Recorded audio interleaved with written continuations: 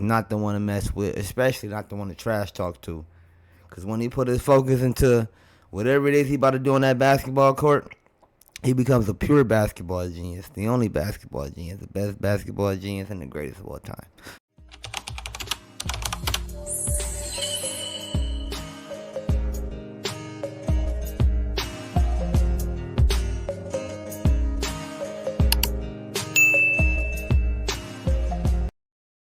Let's get it. We back. Did y'all miss me?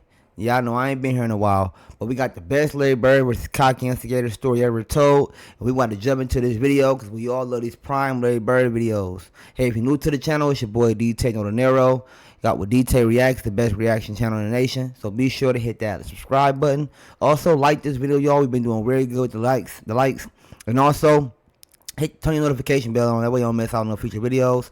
But let's get into this video. I want to talk y'all heads off. So let's get this one started. After being selected in the first round of the 1984 NBA draft, Kevin Willis played 21 seasons in the NBA. 21. And standing at 7 feet tall, 245 pounds, he was an enforcer, an instigator, and sometimes an outright bully every year that he played. We just had Sally and Willis bang one another. Now, also, he just smacked down Sally. Popped Sally right in the face. And in Game 7 of the 1988 Eastern Conference semifinals, while playing for the Atlanta Hawks, he tried to bully his way through Larry Bird and the Boston Celtics. It was a lot of banging. It was 2 referees at the time, so you could just go in and bang. They can't catch everything. You get busted in the mouth, you get elbowed in the chin, whatever it was, and sometimes you get caught, sometimes you don't. There is blood on the right side of Dennis Johnson's face. He is cut at the right eye as he comes out defensively. But that's how we played. That was the Eastern Conference, and I loved it. I welcomed it, and they taught me a lot. And so I knew what referee can get away with stuff and what referees you can't do anything with. Tommy, no love. Drop some in the comments if y'all think about that. That was a bold statement. I'm kind of curious. Is that the guy, Kevin Willis, that played 21 years in the NBA? That's crazy. We always thought LeBron James was going to be the person that played the longest in the NBA, but apparently not. Kevin Willis played 21, and there's probably other NBA players out there that play longer than LeBron. Shout out to LeBron, shout out to Kevin Willis, but also I do want to let them be known that they were playing extremely dirty against my favorite team, man. Come on, man, the old school Boston Celtics, man. Come on, man, that was crazy. He elbowed Dennis Johnson, had Dennis Johnson eye all just leaking blood and stuff. That's crazy. I don't really appreciate that at all. But you know, it was the finals, and they must have wanted to win. And they figured they had to do it. That wasn't the finals, I mean the playoffs, and they must have wanted to win. They wanted to do anything they could to win. But they didn't break the Celtic spirit, I'm pretty sure of that. But we're going to watch some more of the video and see what they're talking about.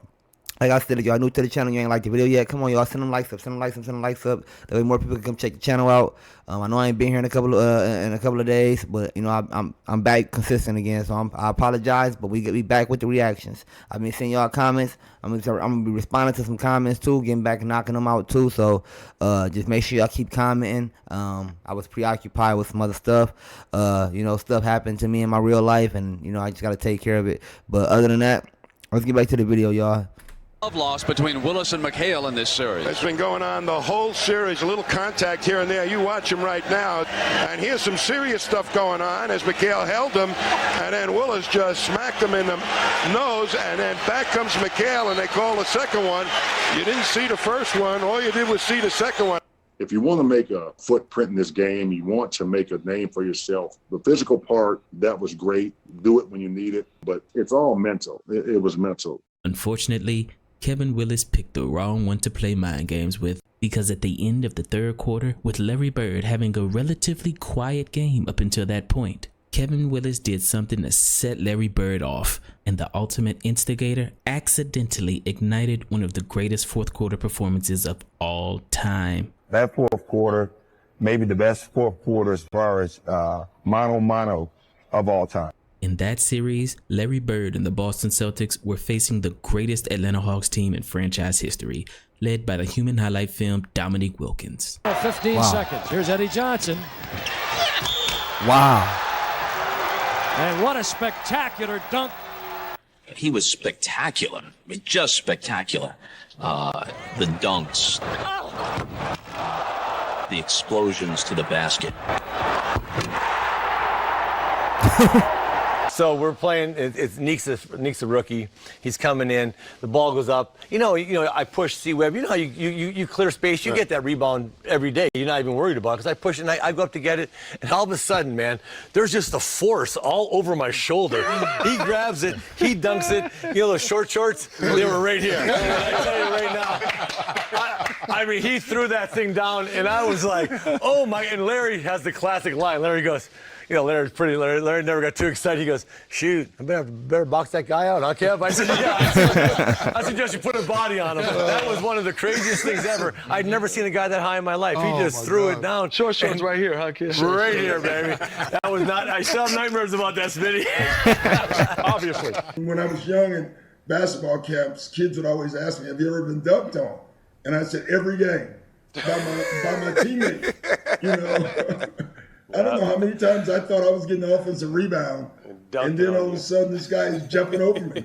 You know, he got this saying, a lot of people can go to the top floor, but very few people can go to the penthouse. Yeah. But when the series began, Larry Bird set the tone in Game 1 by dropping 24 points in the first quarter. Wow. Back to Larry, looking for three. He got it. Inside Larry, pushed by Wilkins. Fall away, Bird. That's a tough shot. Good shot. What did I say at the top? Bird will be ready. 24 in the first quarter, a new Garden record, the most points ever scored before in one quarter in a Boston Garden game. Well, the whole series was crazy. Game 1 and 2, the Celtics won by like a combined 80 points. Like, they blew us out. I remember coming back for Game 3 to Atlanta, and the big article in Atlanta Journal was put a fork in them, we're done. You know, and then we win Game 3 and then win Game 4, go into Boston and win Game 5. We won Game 5 in Boston. We was not supposed to win that game, you know, the critics say. So we knew going to Game 6, I said, man, we could advance and we can beat these guys. And then the last play in Game 6, I inbounded the ball to Cliff Livingston, and he was supposed to dribble handoff to either me or Dominique. Cliff looked at Dominique, and then Cliff went on his own and shot it. Cliff's right-handed. He shot a left-handed hook shot to end that game. Oh, I would have been mad. Here we go. I was so mad. Livingston, no. What were you thinking? Has won the game. We blew our opportunity, and at the end of the game, we drew up a play, and it turned into a broken play, and Cliff Livingston went to basket left-hand running hook. I was mad because the play was supposed to come to me, and I'm like, Woody, don't break the play, bro. Right. And so we ended up losing that game. And we had won, and we was waiting to play the winner of Atlanta-Boston. Yeah, they beat y'all Game 6 in Atlanta. Dumars and I on the phone because we watching the game and we taking notes. After y'all lost Game 6, Joe and I hung up. We said, all right, we playing Boston because they ain't going to win in Boston. Thanks, Dick. And so I remember landing in Boston, and I remember this old lady at the airport, and I'm not exaggerating. She may have been 80. And she walks up to me, hey, Rivers, you thought you wasn't coming back, didn't you? I will never forget that. I wish I knew who that lady was. After the Game 6, Barrett made a prediction. He said, Atlanta blew their opportunity. I'm guaranteeing a win in Boston. Well, they had their chance. You know, they had a big chance to beat us. I think now that we're going to come out and play like we did tonight, but we're going to be at home, and our shots are going to be dropping a little bit better, and we're going to be running a little bit faster. So I'd say Sunday's going to be a big win for the Celtics. Yeah. And we had to look at that, right? Big headlines. So I remember we get to Boston, and we walk out of the locker room, and I stop. I said, we going to win this bleep game. I said, if you ain't ready to fight, you ain't ready to go to war, don't come out here. I said, whoever guarding me tonight going to have a long night. Dominique. He is off quickly here with 6 points. Wow. I mean, every time I got to lane, there was Parrish, there was Dennis in the lanes, there was Kevin McHale. So I had to get creative. But I felt like in that game, no matter what they threw at me, it didn't matter. The offense for the Hawks. Wilkins from the perimeter. That's winning the offense. 20 points for Dominique. And during the first 3 quarters, everyone could see that Larry Bird didn't look like his normal dominating self. So Bird has not taken charge, and perhaps age and father time starting to tell. Bird cuts free. Rims out. Moving tightly on Johnson after he picks up his dribble. Against the double team, Bird is short again.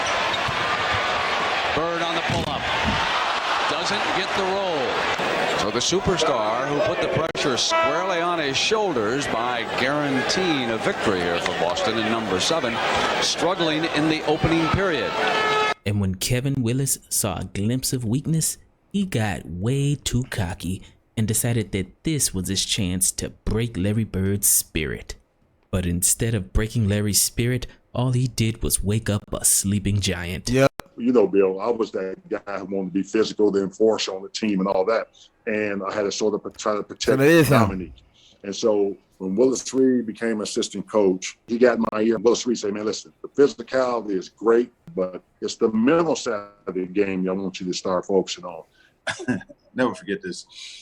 Kevin Willis, we would come down the court in the third quarter, and he reached over in Bird's chest. So it was Kevin Willis, it was me and Larry. We run down the court, and Kevin reached across me and put his hands in Bird's chest. He reaches across me and puts his finger in Larry Bird's chest, said, don't let this so-and-so score any more tonight. I said, don't let this so-and-so score no more tonight. I said, don't let this so-and-so score any more tonight. I'm like, don't let this son of a gun score anymore. Bird's eyes got this big. I looked at Kevin, what are you doing? And I looked at Kevin, I'm like, what the hell are you doing? Right. You don't want to awaken a sleeping giant. He got 12 points. Don't wake him up. And I looked at Kevin, what you doing? Are you crazy? Leave him sleep. Let him stay asleep. Yes. And he got hot. And the coach said, Nick, go out there, stop him. I'm like, stop him? He hot now. Forget that. That's the only thing I can do is try to match him bucket for bucket. And it was a shootout in the fourth quarter. It came down to the last shot. I appreciate that guy, Kevin Willis, at least trying to, motivate Neek to basically secure the win for his team. But it's Larry Bird, y'all. We all know Larry Bird is not the one to mess with, especially not the one to trash talk to. Because when he put his focus into whatever it is he about to do on that basketball court, he becomes a pure basketball genius. The only basketball genius, the best basketball genius, and the greatest of all time. But let's get back to the video. So good at it. Bird gets it in low on the turnaround against Wilkins. Bird now cuts free. So they displayed in the early moments. Bird is up with the shot. Mike Fratello might need an early timeout. Bird started out 2 of 7. He has hit his last 3. Larry Bird that night was, he was unbelievable. And he was so clutch. Meek was just as clutch that night. It's just that Larry in the fourth quarter was unstoppable. Yeah. Bird cuts free. With the left hand. Field goal. That's tough. Mason Jones and the Celtics back on top, 101-99. I said Bird had 20 of his 34 in the fourth quarter. Dominique had 17 of his 47 in the fourth quarter, and they were going bucket down the stretch. Oh, they was going at it. Larry was torturing him. Dominique was torturing me on when he had the ball. This is a type of game of who's going to blink first. Wilkins responds. What a game. That fourth quarter, maybe the best fourth quarter as far as mano of all time. Will happen between the two of them. It's Bird's turn. That's his spot. Oh, man.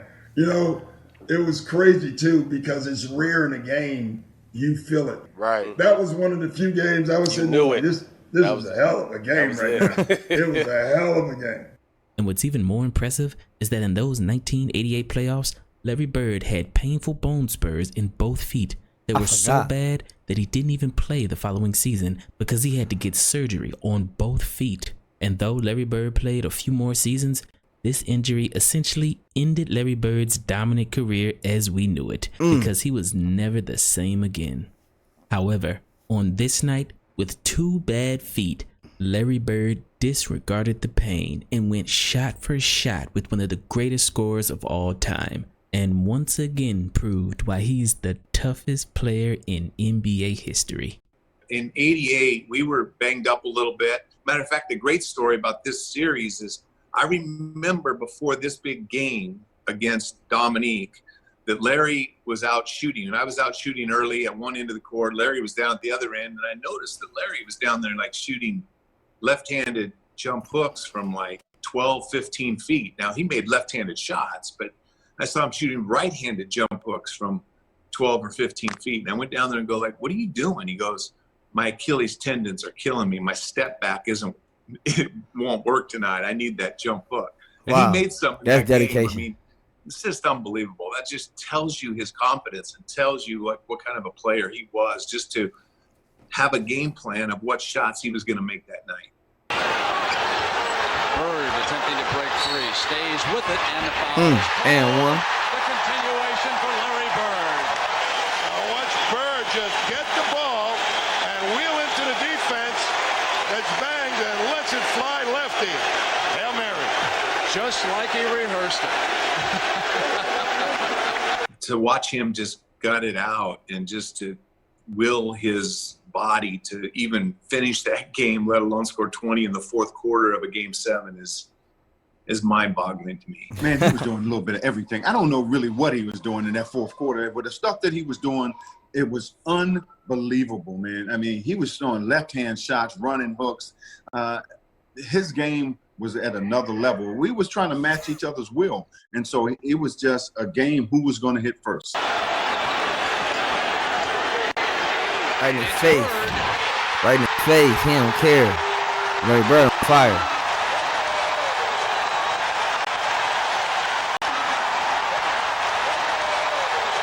That's tough. And the duel continues. 42 for Wilkins, 30 for Bird. It's 112-107 Boston. It was probably like 30, 40 seconds to go in the game. But I remember he said, we both deserve to win, but somebody got to go home. 112-109, 47 seconds. Another defensive stop. A must here for the Hawks. They knew who was going to get the ball. It's like Robert Parrish always said, 40,000 eyes on Larry Bird because they knew he was going to get the ball. And we knew it. Our opponents knew it. Now it's just up to them to stop it. Johnson gets it into Bird, and Wilkins is there. Bird comes free. Bird for the layup. You are watching what greatness is all about.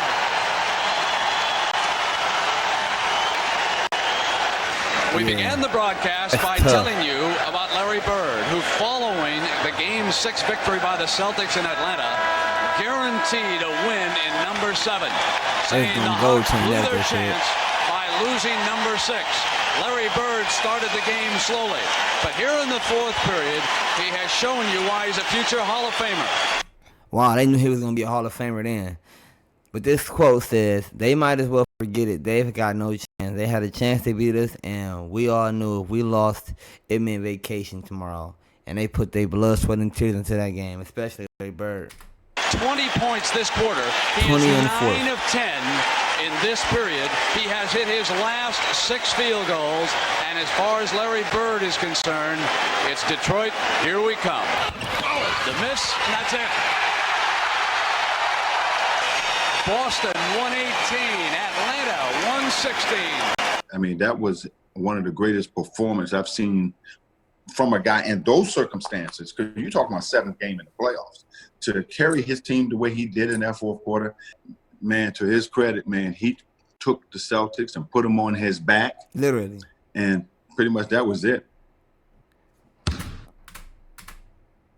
Yeah, so basically, y'all, that was a crazy video. Shout out to Prime Larry Bird for being a content creator. After being selected. And a great one at that. If y'all like Prime Larry Bird, please go to my channel. Check out the playlist. You guys will see tons of Larry Bird videos on my playlist. A lot of them are Prime Larry Bird. We've already reacted to all of his videos. I always try to catch another one. And a lot of my subscribers do like Prime Larry Bird. So if you're new, just don't forget to hit that like button, subscribe, and turn the notification bell on. That way you don't miss out on no videos. I am curious to know. Drop some in the comments too. So I'm curious to know, what did you guys think about some of the things that was said about the video? What did y'all think about the dude, Kevin Willis, that was going around punching everybody and socking everybody and elbowing everybody? Just playing unsportsmanlike basketball. What do y'all think about him? I mean, me personally, I think that back in the day and in these times, people had to, play more physical on defensive wise, and they wanted to win. But his elbow to the eye for DJ, his elbow to Kevin McHale, his smack to John Sally was just excessive. It's just excessive. It had nothing to do about basketball. Those were really him trying to physically hurt someone and in their career. So I don't really think that was cool, but I want to know what y'all thought about that. So please drop that in the comments. What did y'all think about Dominique Wilkins' hops? The dude can jump almost practically out the gym. It's a song I want to rap so bad, but I'm not going to rap it. But he basically was jumping out the gym, and he was literally like that guy. I never knew he could jump that high. I wonder, he got bad knees now because he did so much jumping back in the day. Like, he was really just posterizing and slamming, dunking on everybody. And he wasn't even as big as Shaq or Charles Barkley. He was skinny. So that's just amazing. So shout out to Dominique Wilkins, and shout out to all the rest of the greats as well. Like I said, we coming back with videos every day. It's your boy DtaeNoDinero. Turn the notification bell on. That way you don't miss out on no videos. We back. So let's get it. Silly. We out. Peace.